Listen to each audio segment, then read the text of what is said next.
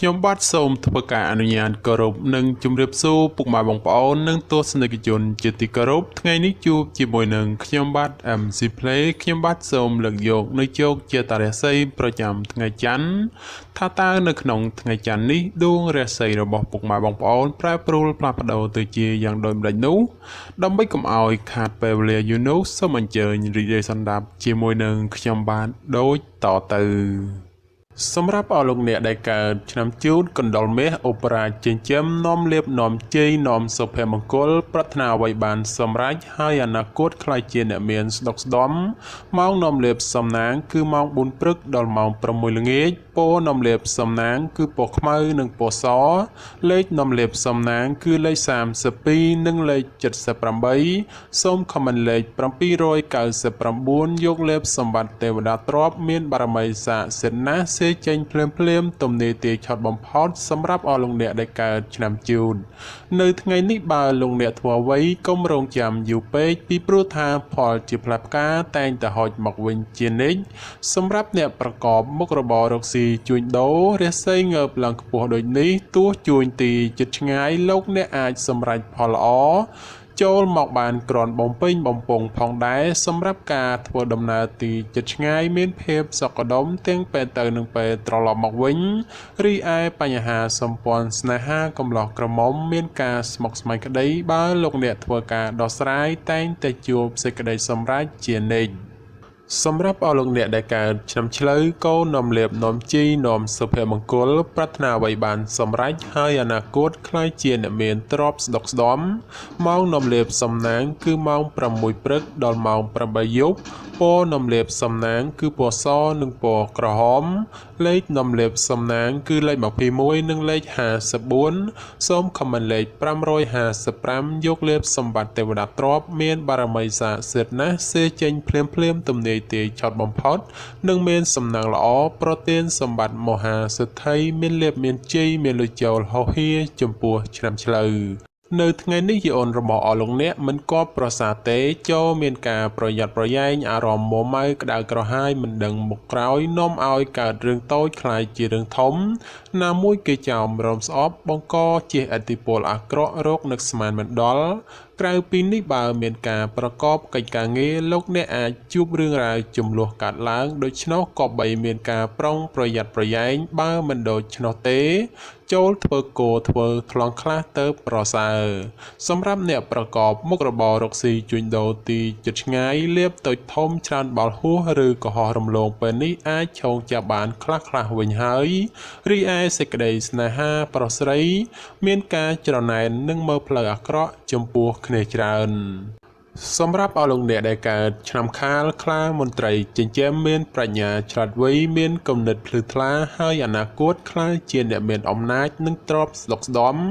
ម៉ោងនាំលេបសំណាងគឺម៉ោង5ព្រឹកដល់ម៉ោង8យប់ពណ៌នាំលៀបសំណាងគឺពណ៌សនិងពណ៌ស្វាយលេខនាំលៀបសំណាងគឺលេខ59និងលេខ69សូមខមមិនលេខ222យកលេបសម្បត្តិទេវតាទ្រព្យមានបារមីស័ក្តិសិទ្ធិណាស់ចេញភ្លាមទំនេរទាយឆត់បំផុតនិងមានសំណាងល្អនិងប្រទានសម្បត្តិមហាសិទ្ធិមានលេបមានជ័យមានលុយចូលហោហៀចំពោះឆ្នាំខាលនៅថ្ងៃនេះការប្រកបការងារឃើញថាមានការជឿនលឿនទៅមុខយឺនហើយជាពិសេសមានបញ្ហាប្រទឹងប្រទើសជាមួយអ្នកដទៃថែមទៀតចំពោះអ្នកប្រកបមុខរបររកស៊ីជួញដូរវិញលោកអ្នកត្រូវតែចេះសន្សំទ្រព្យល្អិតល្អោចឡើងទៅកុំខំប្រមូលតែទ្រព្យធំព្រោះថ្ងៃនេះសម្បូរតែទ្រព្យល្អិតល្អោចប៉ុណ្ណោះសម្រាប់ការធ្វើដំណើរទីជិតឆ្ងាយកុំកប់បីសេពគប់លបែងស្រីស្រាព្រោះនាំភាពទុក្ខសោកមកវិញតែប៉ុណ្ណោះរីឯបញ្ហាគូគ្រងប្តីប្រពន្ធឬគូស្នេហ៍កំឡោះក្រមុំមានដំណើរការថយក្រោយនិងប្រឆាំងគ្នាច្រើន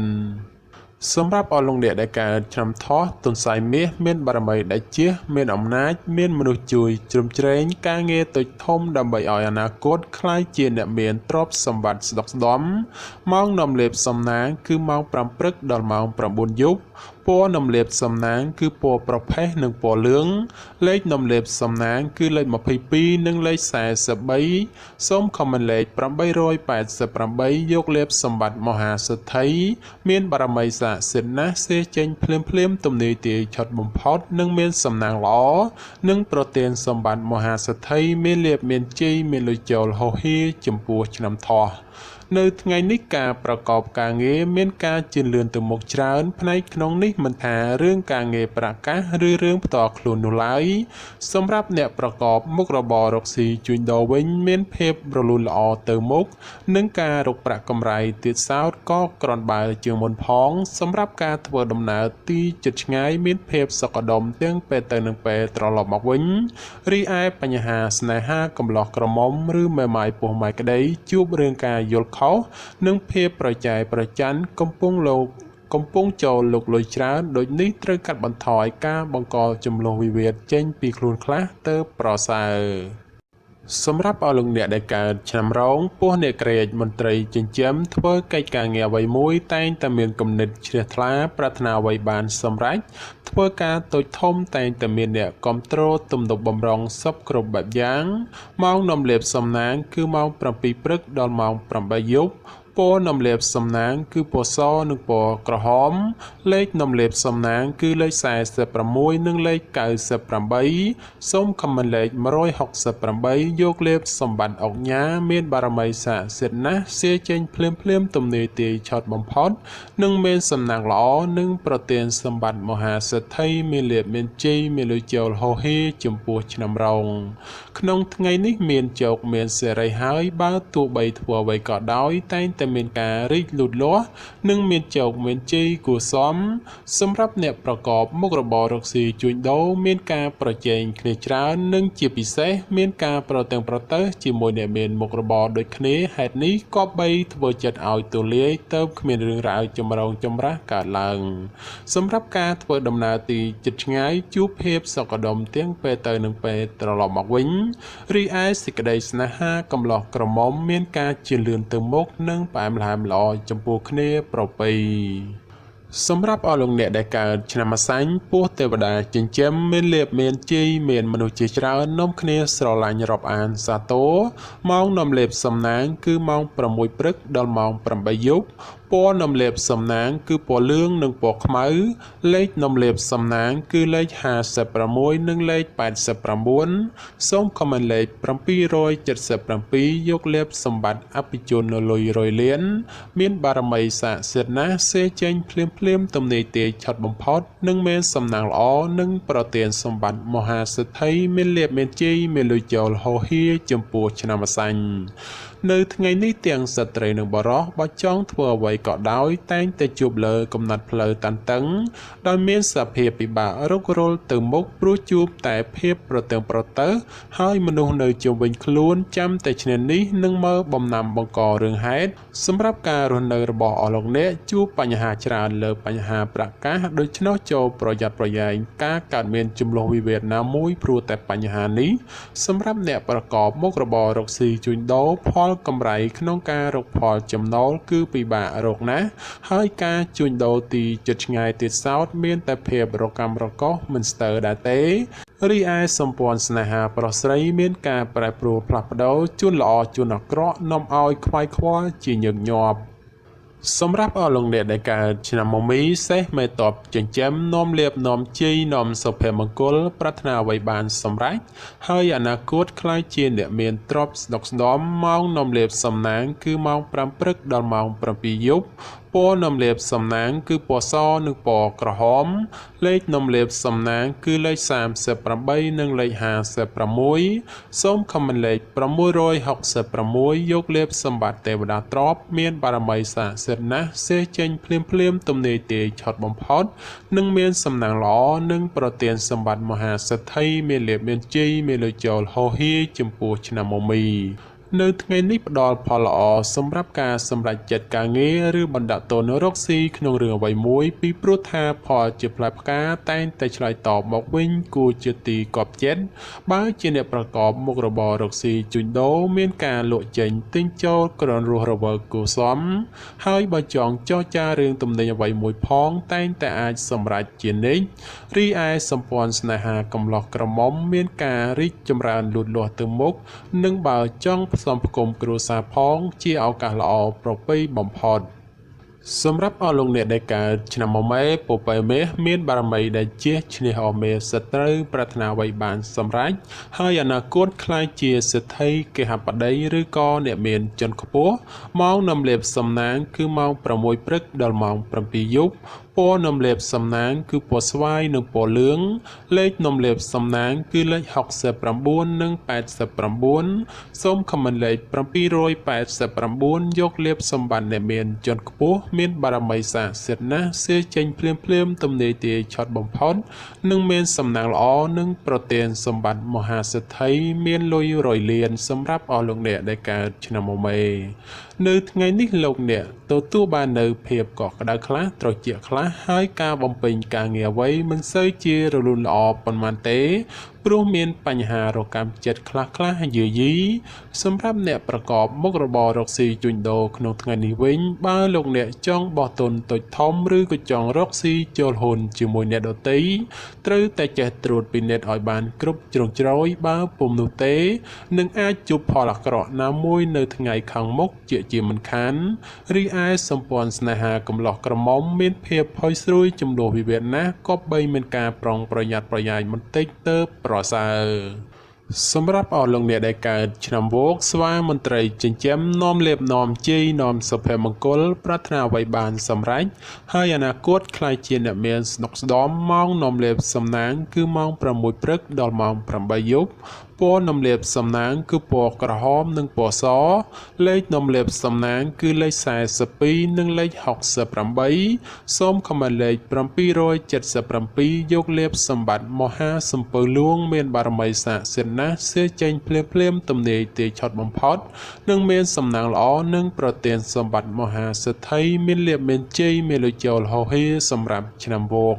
នៅថ្ងៃនេះបើទោះបីធ្វើអ្វីក៏ដោយចូលប្រយ័ត្នប្រយែងទទួលរងការខូចខាតអ្វីមួយរកនឹកស្មានមិនដល់ក្រៅពីនេះបើមានទំនាក់ទំនងការងារឬក៏ធ្វើអ្វីមួយងាយនឹងភ្លៀងផ្្លាត់ណាស់ក៏បីមានការប្រុងប្រយ័ត្នប្រយែងទើបអាចជាផុតពីផលលំបាកទាំងពួងទៅរួចសម្រាប់ការធ្វើដំណើរទីជិតឆ្ងាយចូលប្រយ័ត្នប្រយែងក្រុមមនុស្សបៀតបៀនយាយីដោយប្រការណាមួយរីឯសេចក្តីស្នេហាប្រស្រីមានដំណើរការថយក្រោយចូលប្រយ័ត្នប្រយែងជំលោះវិវាទឈានដល់ការបែកបាក់សម្រាប់អស់លោកអ្នកដែលកើតឆ្នាំរកាមន់មាសមន់ប្រាក់នាំលៀបអបរាជចិញ្ចឹមមានសំណាងល្អឈ្នះអមេសត្រូវប្រាថ្នាអ្វីបានសម្រេចហើយអនាគតខ្លាយជាសេដ្ឋីគេហបតីឬអភិជនជាន់ខ្ពស់ម៉ោងនាំលៀបសំណាងគឺម៉ោង5ព្រឹកដល់ម៉ោង7យប់ពណ៌នំលាបសំណាងគឺពណ៌ក្រហមនិងពណ៌លឿងលេខនំលាបសំណាងគឺលេខ44និងលេខ56សូមខមមិនលេខ168យកលាបសម្បត្តិអ្នកមានជាន់ខ្ពស់មានបារមីស័ក្តិសិទ្ធិណាស់សៀចេញភ្លាមទំនេរទាយឆត់បំផុតនិងមានសំណាងល្អនិងប្រទានសម្បត្តិមហាសេដ្ឋីមានលៀបមានជ័យមានលុយចូលហោហៀចំពោះឆ្នាំរកានៅថ្ងៃនេះយីអូនបានងើបឡើងខ្ពស់ដូចនេះជាឱកាសល្អច្រើនសម្រាប់អស់លោកអ្នកពង្រីកការងារអ្វីមួយពីព្រោះថាតែងតែហុចផលល្អចូលមកច្រើនជាងអាក្រក់ចំពោះអ្នកប្រកបការងាររាជការឬក៏ធ្វើការក្រុមហ៊ុនឯកជនបើទោះបីការងារមមាញឹកក៏ដោយតែក៏មានសំណាងល្អមកវិញគឺធ្វើច្រើនតែងតែហុចផលច្រើនជានិច្ចក្នុងពេលនេះដែរលៀបមានច្រើនគួរសមដោយនេះជាឱកាសល្អក្នុងការពង្រីកមុខចំនួនព្រោះផលជាផ្លែផ្កាតែងតែឆ្លើយតបមកវិញគួរជាទីពេញចិត្តតែយ៉ាងណាលោកអ្នកឲ្យប្រយ័ត្នប្រយែងគ្រោះថ្នាក់ចាញ់បោកគេក៏មានខ្ពស់ផងដែររីឯបញ្ហាសម្ព័ន្ធស្នេហាកំឡោះក្រមុំលោកអ្នកមិនគួរក៏បីលងលក់តែក្នុងរឿងស្នេហាខុសប្រក្រតីដែលនាំឲ្យអនាគតមិនប្រសើរ សម្រាប់អស់លោកអ្នកដែលកើតឆ្នាំចោសនៈនំលៀបអូប្រាចិញ្ចឹមមានសំណាងឆ្នេះអមេសត្រូវប្រាថ្នាអ្វីបានសម្រេចហើយអនាគតខ្លាយជាសិទ្ធិគេហបតីឬក៏អ្នកមានជាន់ខ្ពស់ម៉ោងនំលៀបសំណាងគឺម៉ោង6ព្រឹកដល់ម៉ោង9យប់ពណ៌នំលៀបសំណាងគឺពណ៌ខ្មៅនិងពណ៌ប្រផេះលេខនំលៀបសំណាងគឺលេខ14និងលេខ38សូមខមមិនលេខ168យកលៀបសម្បត្តិអ្នកមានជាន់ខ្ពស់មានបារមីស័ក្តិសិទ្ធិណាស់សេចេញភ្លាមទំនេរទាយឆត់បំផុតនិងមានសំណាងល្អនិងប្រទានសម្បត្តិមហាសិទ្ធិមានលៀបមានជ័យមានលុយចូលហោហៀចំពោះឆ្នាំចោនៅថ្ងៃនេះលោកអ្នកប្រកបកិច្ចការងារអ្វីក៏អាចសម្រុកពេញទីបានហើយនិងបើទោះបីធ្វើអ្វីតែងតែហុចផលមកវិញគ្រាន់ជាទីកប់ប្រសើរសម្រាប់ពេលវេលាល្អក្នុងការធ្វើអ្វីមួយគឺម៉ោង1:00នាទីទៅដល់ម៉ោង2:59នាទីរសៀលហើយបើប្រកបកិច្ចការងារអ្វីតែងតែហុចផលមកវិញជានិច្ចចំពោះអ្នកប្រកបមុខរបររកស៊ីជួញដូរលោកអ្នកបើចង់បើកហាងថ្មីឬក៏ផ្លាស់ប្ដូរទីកន្លែងលក់ដូរជាឱកាសល្អប្រពៃណាព្រោះថាផលជាផ្លែផ្កាឆ្លើយតបក្រនកបប្រសើរសម្រាប់ការធ្វើដំណើរទីជិតឆ្ងាយមានភាពសុខដុមទាំងពេលទៅនិងពេលត្រឡប់មកវិញរីឯសេចក្តីស្នេហាកំឡោះក្រមុំឬមេម៉ាយពោះម៉ាយក្តីបើមានរៀបអាពាហ៍ពិពាហ៍ឬចូលស្តីដណ្ដឹងតែងតែសម្រេចដោយគប់បំណងសម្រាប់អស់លោកអ្នកដែលកើតឆ្នាំកុរជ្រូកនាំលៀបនាំជ័យនាំសុភមង្គលប្រាថ្នាអ្វីបានសម្រេចហើយអនាគតខ្លាយជាអ្នកមានទ្រព្យសម្បត្តិស្ដុកស្ដម្ភម៉ោងនាំលៀបសំណាងគឺម៉ោង5ព្រឹកដល់ម៉ោង8ល្ងាចពណ៌នំលៀបសំណាងគឺពណ៌សនិងពណ៌លឿងលេខនំលៀបសំណាងគឺលេខ69និងលេខ89សូមខមមិនលេខ567យកលៀបសម្បត្តិទេវតាទ្រព្យមានបារមីស័ក្តិសិទ្ធិណាស់សេចេញភ្លាមទំនេរទាយឆត់បំផុតនិងមានសំណាងល្អនិងប្រទានសម្បត្តិមហាសិទ្ធិមានលៀបមានជ័យមានលុយចូលហោហៀចំពោះឆ្នាំកុរនៅក្នុងថ្ងៃនេះបើលោកអ្នកធ្វើអ្វីត្រូវធ្វើដោយសន្